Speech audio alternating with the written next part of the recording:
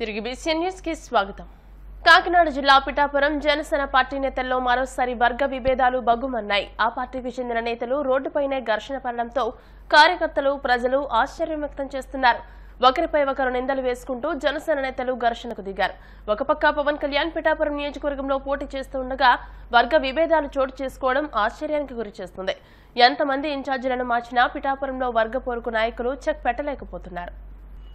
కాకినాడ జిల్లా ఇంద్రపాలెం గ్రామంలో SC ST association ఆధ్వర్యంలో డాక్టర్ బిఆర్ అంబేద్కర్ 133వ జయంతి వేడుకలు ఘనంగా నిర్వహించారు.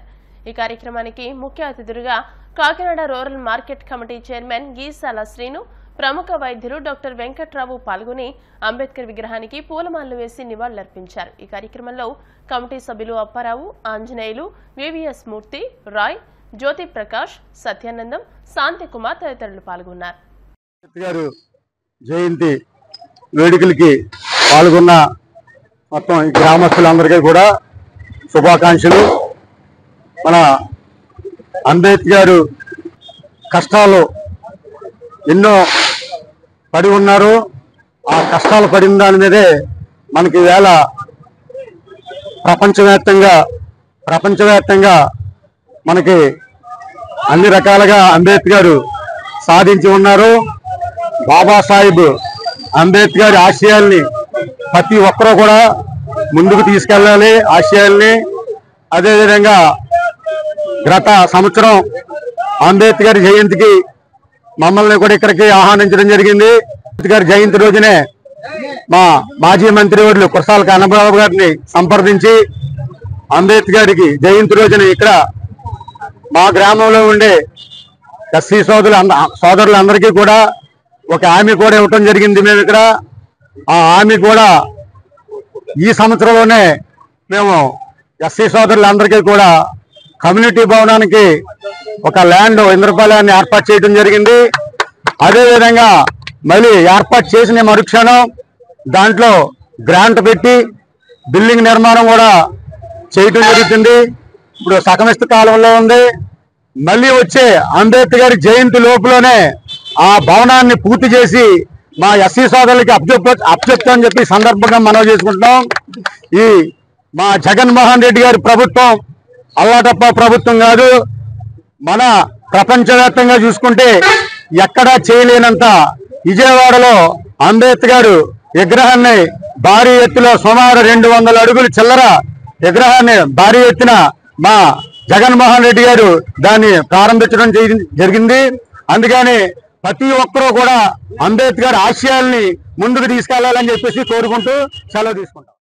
సీఎం జగన్ మీద జరిగిన దాడి వెనుక టీడీపీ నేతలు చంద్రబాబు ఉన్నారని నెల్లూరు వైసీపీ ఎంపీ అభ్యర్థి విజయసాయిరెడ్డి అనుమానం వ్యక్తం చేశారు. సీఎం జగన్ పై దాడి హేయమైన చర్య అని అన్నారు. హింసను సృష్టించి చంద్రబాబు అధికారంలోకి రావాలని చూస్తున్నారని ఆరోపించారు. గతంలో కూడా విశాఖపట్నంలో జగన్ పై జరిగిన దాడిపై చంద్రబాబు విపరీత అర్థాలను ప్రచారం చేశారని అన్నారు.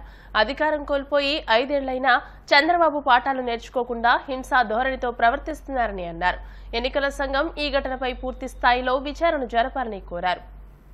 ఆంధ్ర రాష్ట్ర ప్రజలు మాత్రమే కాదు, ప్రపంచవ్యాప్తంగా విశ్వమానవుడైనటువంటి అంబేద్కర్ గారికి మనం స్మరించుకుంటా ఉన్నాం.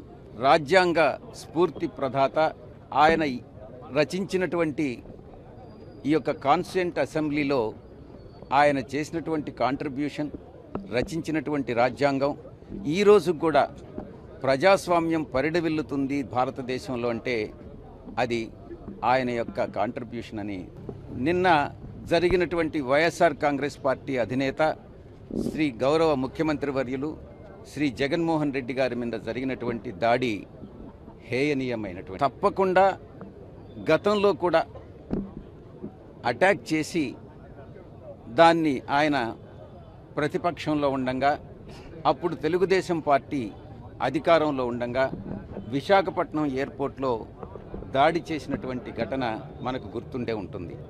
దాడి చేసింది చిన్న కత్తితో అయినా కూడా దాన్ని విపరీత అర్థాలతో దాన్ని ఒక సెటైరికల్గా చిత్రీకరించి అబద్ధాలన్నింటినీ కూడా నిజాలుగా నమ్మించేటటువంటి వ్యక్తి చంద్రబాబు నాయుడు, అతని పార్టీ.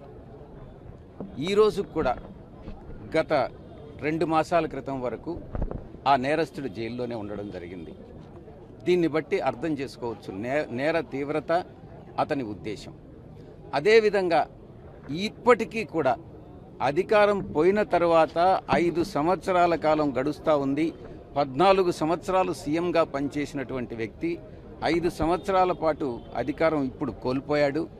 అయినప్పటికీ కూడా లెసన్స్ నేర్చుకోకుండా, పాఠాలు నేర్చుకోకుండా ఇంకా హింసా ప్రవృత్తి,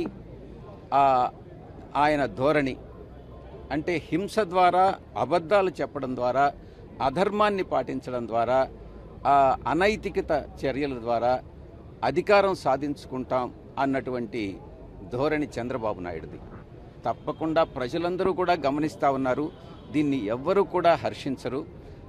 ఎవరైతే ఈ నేరానికి పాల్పడ్డారో, ఈ నేరం వెనుక ఎవరుండారో దాంట్లో తప్పకుండా తెలుగుదేశం పార్టీకి చెందినటువంటి వ్యక్తులు ఉండారన్నటువంటిది నా ఉద్దేశం.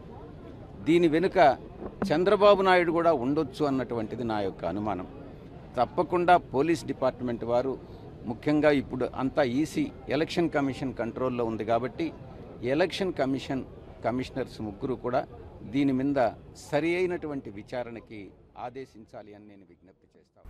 శంకర్ దర్శకత్వంలో యూనివర్సల్ స్టార్ కమల్ హాసన్ హీరోగా తెరకెక్కుతున్న లేటెస్ట్ మూవీ భారతీయుడు 2. వార్తలు ముగించే ముందు ముఖ్యాంశాలు మరోసారి.